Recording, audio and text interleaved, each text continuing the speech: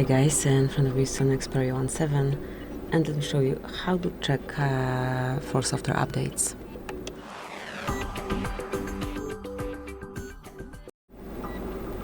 So at first open the settings, then find and select System, and here you will notice System Updates. Just mark and go to System, and as you can see here, you'll be able to see if it's if there is any new version available, or if your system is up to date. As you can see, this device already has the latest available system updates, but if there is anything to update, you'll be informed also here, and this panel will allow you to update it. So that's it. Thank you for watching. Please subscribe our channel and leave the thumbs up.